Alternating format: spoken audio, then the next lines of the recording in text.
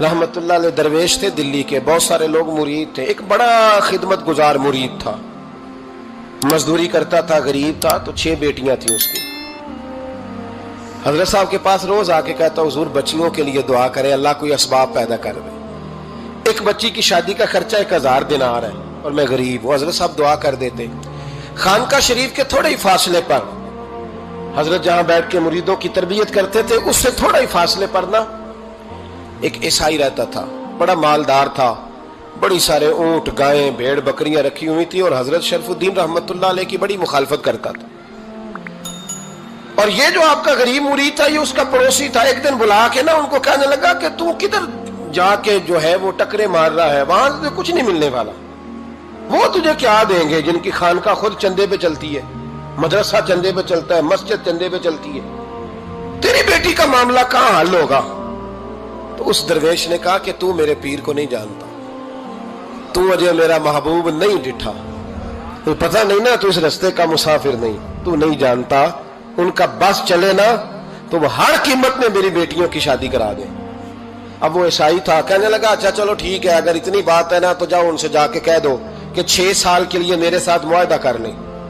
وہ میرے جانوروں کو چارہ ڈال دیا کرے، 6 سال ڈیوٹی کرے، میں 6000 دینار دے دیتا ہوں۔ وہ میرے ساتھ 6 سال میرے جانوروں کو چارہ ڈالے، رکھتے ہیں نا آپ چارہ ڈالنے کے لیے ایڈوانس پیسے دے کے، اب تو لوگ انہیں بھی غلام ہی بنا لیتے ہیں، بڑی تھوڑی تنخواہ دیتے ہیں، ظلم کرتے ہیں، پورا معاوضہ نہیں دیتے۔ حضرت شیخ شرف الدین کے بارے میں وہ کہنے لگا جب اپنے پیر سے جا کے کہہ کہ میرے جانوروں کو 6 سال چارہ ڈالے، میں 6000 دے دیتا ہوں، تو جو کہتا ہے ہر قیمت پہ جانے کو تیار ہے۔ اس نے جب یہ بات کی تو مرید نے ناراض ہو گیا، وہ لڑائی ہو گئی، گریبان پکڑ لیا، جھگڑا ہوا، بات بڑی دور گئی، اس طرح کی بات کرتا میرے حضرت کے بارے میں، تیرے جیسے کئی میں وہاں کام پہ رکھا دوں۔ جب وہ بڑی بحث ہوئی، بات محلے میں، علاقے میں پھیل گئی، دنیا نے سن لی، تو شیخ شرف الدین تک بھی پہنچ گئی۔ اس طرح جھگڑا ہوا ہے، لوگ سو گئے عشاء کی نماز کے بعد۔ حضرت صاحب نے نا سر پہ کپڑا لیا، اس عیسائی کے دروازے پہ دستک دی، وہ باہر آیا، فرمانے لگے لوگ تو سوچ سمجھ کے ملازم رکھتے ہیں، تو نے بھی تو سوچ ہی لیا ہوگا، تبھی تو مجھے آفر کی ہے، تو اپنی آفر پہ قائم ہے، واقعی مجھے رکھ لے گا اور 6000 دینار دے دے گا؟ کہنے لگا جا بابا کام کر اپنا۔ فرمایا نہیں، تو نے اتنے لوگوں میں بات کی، اتنی بحث ہوئی، تو قائم ہے؟ کہنے لگا میں تو قائم ہوں، پر آپ نے نہیں قائم رہنا۔ فرمایا میں سوچ سمجھ کے آیا ہوں۔ اس نے کہا آپ ڈیوٹی کریں گے، بھینسوں کو چارہ ڈالیں گے؟ فرمایا ایک شرط، بس جب اذان ہو جائے نا تو مجھے رب کی نماز پڑھنے کی اجازت دے دینا، باقی صبح و شام جو تو کہے گا۔ اگر اس غریب کی بیٹیاں بیائی جائیں تو مجھے اور کیا چاہیے، اس کی 6 بیٹیوں کا بوجھ ہے اس کے سر پہ، تو مجھے رکھ لے۔ اللہ اکبر۔ وہ کہنے لگا چلے پہ میرے ساتھ خط بندگی کر لیں، آج کل ہم اسٹامپ کرتے ہیں، اس زمانے میں خط بندگی ہوتا تھا، غلامی کا خط، قاضی شہر کے پاس، یعنی اس کا خیال تھا کہ چلو اسٹامپ کی بات کروں گا تو بھاگ جائیں گے۔ فرمایا چل میں تیار ہوں۔ قاضی تک گئے، طے ہو گیا، 6000 دینار دے دیے۔ حضرت نے مرید کو بلایا، فرمایا پتر یہ لے جا، جا میری بیٹیوں کو روانہ کر دے۔ کہنے لگا حضور یہ کیا کر رہے ہو آپ، کچھ سوچیں۔ فرمایا یار جب تجھے بیٹا بنا لیا تو پھر میری پوتیاں تو لگتی ہیں نا، میرا حق تو بنتا ہے نا، جا کے ڈیوٹی کر، ان کو بیاہ دے۔ بات پھیل گئی، بادشاہ بھی عقیدت مند تھا، وہ 12000 دینار لے کے پہنچا۔ کیا بتاؤں ان رب کے بندوں کا دل کیسا ہوتا ہے، کیا درد ہوتا ہے، کیا رنگ۔ 12000 دینار لے کے بادشاہ آیا اور آ کے حضرت کو پیش کیے کہ حضور آپ دیں اس عیسائی کو ڈبل دیں اور جائیں کام کریں۔ آپ فرمانے لگے تو پیسے دے، شرطیں نہ لگا، میرا جہاں دل کرے گا میں خرچ کروں گا، مجھے تو مزہ ہی اب آنے لگا ہے، ابھی تو لطف آ رہا ہے، ابھی تو ذائقہ آیا ہے کچھ کرنے کا، پیسے دینے ہیں تو دے، پابندی نہ لگا، جہاں میرا دل کرے گا میں۔ اس نے کہا حضور ٹھیک ہے رکھ لے۔ حضرت نے فجر مسجد میں پڑھی، جیب میں 12000 دینار تھے، اعلان فرمایا بھی کسی اور کی بیٹی بھی بیٹھی ہے تو پیسے میرے پاس ہیں۔ وہ 12000 دینار بھی بانٹ دیا، اور 12000 دینار بانٹ کے نا تو پھر چلے گئے کھیت میں چارہ کاٹنے۔ اس عیسائی کو کسی نے بتلایا کہ ان کے پاس تو 12000 آیا ہے، پر تجھ سے جان نہیں چھڑائی انہوں نے، کہ وعدہ یہ ہوا تھا کہ 6 دیں گے تو جائیں گے، جب تک دیں گے نہیں تیرے گھر میں کام کریں گے۔ وہ نا چارہ کاٹ رہے تھے، حضرت صاحب تو وہاں پہنچ گیا، دور جا کے کھڑا ہو گیا، کہنے لگا بابا پہلے تو میں نے مسلمانوں کے اخلاق سنے تھے، اب تو میں نے دیکھ بھی لیے، پر یہ بتا جب 12,000 آیا تھا جان کیوں نہیں چھڑائی؟ تو حضرت چارہ کاٹتے کاٹتے رو پڑے، فرمانے لگے تو نہیں نہ جانتا یہ بیٹیاں سانجھی ہوتی ہیں، پتہ نہیں نا، میرے رسول پاک نے تو حاتم تائی کی بیٹی کے سر پہ کپڑا رکھ کے کہا تھا بیٹیاں برابر ہوتی ہیں، تو یہ نہیں پتا جب اس کی 6 بیٹیوں کی شادی ہوئی ہے میرے اندر روحانیت کتنی بڑی ہے۔ فرمایا پھر 12,000 آیا ہے تو 2-4 بچیاں پھر گئی ہیں، تو یہ نہیں پتا میں اندر سے راضی کتنا ہوں، میں تیری نوکری کرتا رہوں گا، پتہ نہیں اللہ کتنی بیٹیوں کو بیاہ دے گا۔ اتنا رویا وہ عیسائی کے پیروں میں بیٹھ گیا، کہنے لگا بابا میں نے تیری مخالفت کی ہے پر تیرے قریب آ کے پتہ چلا ہے کہ تو بہت اونچے اخلاق کا مالک ہے، اور اگر تیرا یہ مقام ہے تو تجھے اخلاق سکھانے والے محمد عربی کی شان کتنی ہوگی۔ ظالم کی بولیے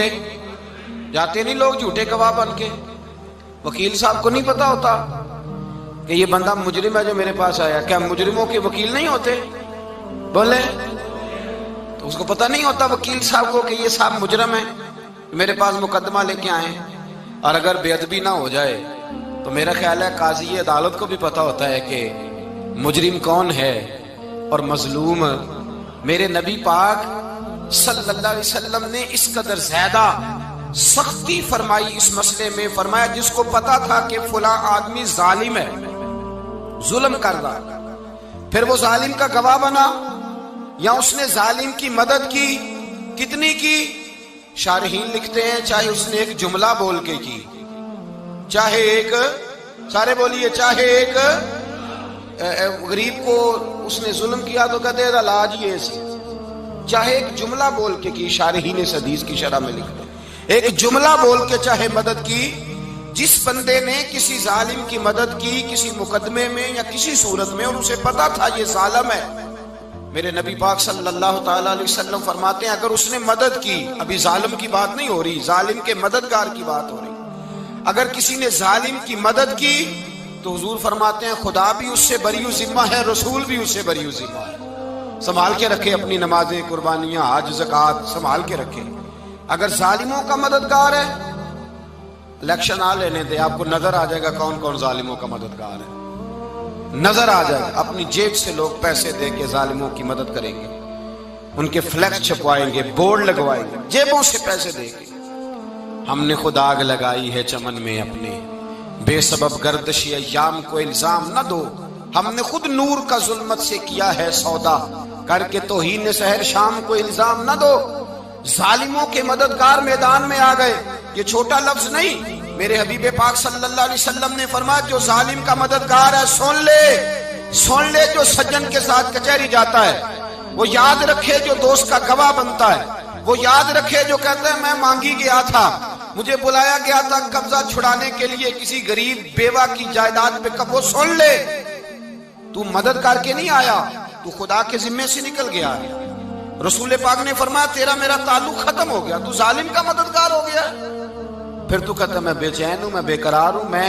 میں آزمائش کا شکار ہوں، پلٹ کے دیکھ تو صحیح تیرا گناہ کتنا بڑا ہے۔ میرے نبی پاک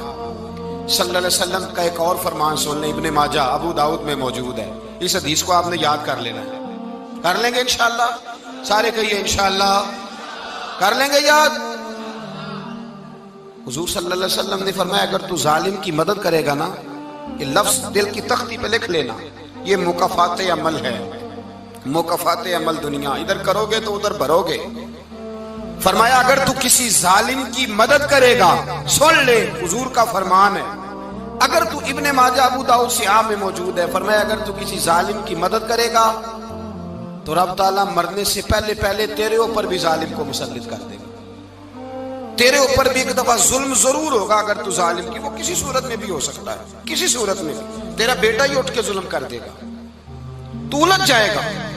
کسی نہ کسی جگہ تیرے لیے تباہی کا سامان ہوگا، تیرے اوپر ظلم ہوگا، اس لیے کہ تو ظالموں کا مددگار ہے۔ چاہیے یہ تھا کہ تو مظلوم کی مدد کرتا، انسانی ایمانی یقین کا فریضہ سر انجام دیتا، تو ظالموں کا مددگار ہو گیا۔ ٹٹول کے دیکھ لیں، رزلٹ نکال کے دیکھ لیں، ہمارے زمانے میں ظالموں کے مددگار زیادہ ہیں، اتنی لمبی زبانیں نکال کے ظالموں کی مدد کرتے ہیں، بڑے بڑے کالم نویس اللہ نے انہیں قدرت دی لکھنے کی، تو اپنا قلم ظالموں کی مدد میں خرچ کرتے ہیں۔ وہ لوگ جن کو اللہ تبارک و تعالیٰ نے قدرت دی، ہمت دی، طاقت دی، کچھ لوگ ان کے حلقہ احباب میں، وہ اپنے لوگوں کو استعمال کر کے ظالموں کی مدد کرتے ہیں، ظالموں کی مدد کرتے ہیں۔ میرے نبی کریم سید عالم نور مجسم صلی اللہ علیہ وسلم نے فرمایا اگر تو نے ظالم کی مدد کی تو جب تک تو توبہ نہیں کرے گا رب تجھ سے ناراض ہی رہے گا۔ اللہ تجھ سے، او بھائی جس سے رب بھی ناراض ہو گیا، نہ کھانا نہ پینا نہ سونا نہ جاگنا نہ نیند، پھر تیری ہر چیز تیرے لیے آزمائش ہو جائے گی، پھر تیرا سایہ بھی تیرے لیے خوف کا سامان بنے گا، پھر زندگی جیتی جاگتی لاش بن جائے گی، تو اپنے کندھوں پر اپنی میت اٹھائے پھرے گا جب تو ظالم کا مددگار ہوگا۔ اور نبی پاک صلی اللہ علیہ وسلم نے فرمایا ظالموں کا مددگار بھی ظالم ہوتا ہے، ظالموں کا مددگار بھی، سارے بولے ظالموں کا مددگار بھی نہیں، کو نہیں، آپ سارے نہیں بول، ایک دفعہ بولے ظالموں کا مددگار بھی، پکی بات ہے، ظالموں کا مددگار بھی۔ اللہ اکبر، جس کا یارانہ ہو،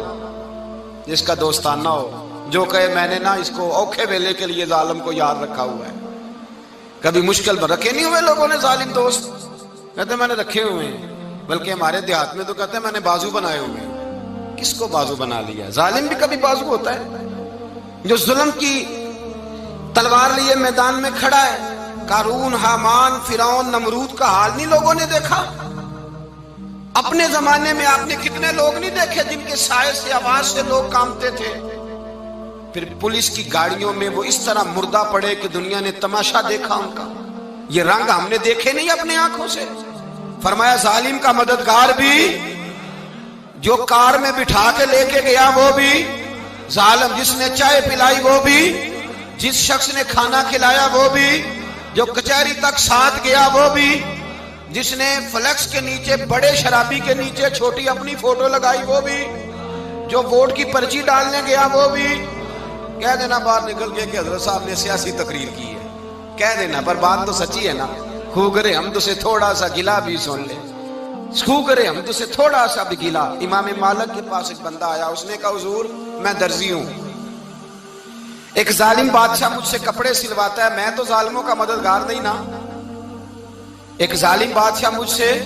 حضور میں تو مددگار نہیں نا ظالموں کا، جو فرمایا ظالموں کا مددگار بھی ظالم ہوتا ہے، تو کپڑے لے کے آتا ہے میں سی کے دے دیتا ہوں، ذمہ داری نہیں۔ یہ ایک آدمی دکاندار ہے، اس سے کوئی بندہ چیز خریدنے آئے گا تو تھوڑی کہے گا میں نے نہیں دینی، تو دے گا۔